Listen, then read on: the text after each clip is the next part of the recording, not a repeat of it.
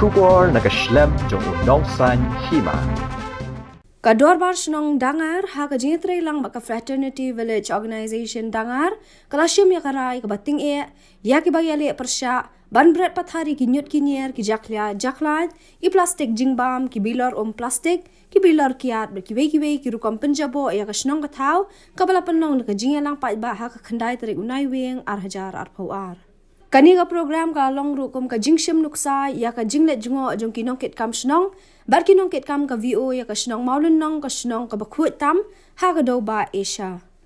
la ai ru ya ka jingbentep show video mausan ram CNRD blog bala khot sngom hai ki rang ba Shnong ni ki Shnong ba pher ki badan hajan kani ka Shnong Dangar kani ka longkum ka jing panya jan ye ki para nong sen shar Shnong ha kani ka than bat banwan ha ka ju ajing par khat banwan ra ya ka khut ka suba ha ki Shnong ki thau kum ka Shnong ka bay shong khle da ka jing mi renti jong ki nong shong Shnong kham tam ki SHG banya shimenta ha ka ni ka jing yat pat ba kala panong shisha ka program ka ba job ka ba kham ishong kun shu ka long ye ka jing shimenta ki skol ki ba pher ki officer na ki tinat ba pher la yo ru ya ka jingkran na ka Dr. Kodor S Thongni halor ka phang the importance of cleanliness and public hygiene.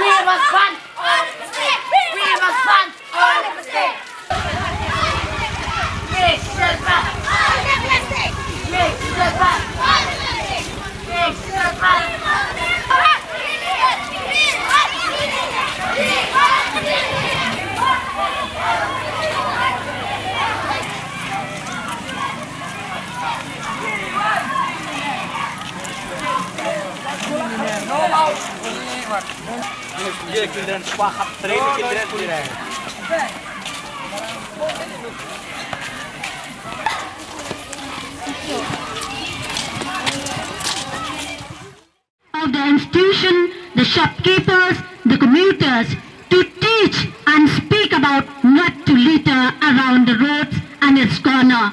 Please respect our initiatives to make our locality beautiful, green and clean. Thank you very much.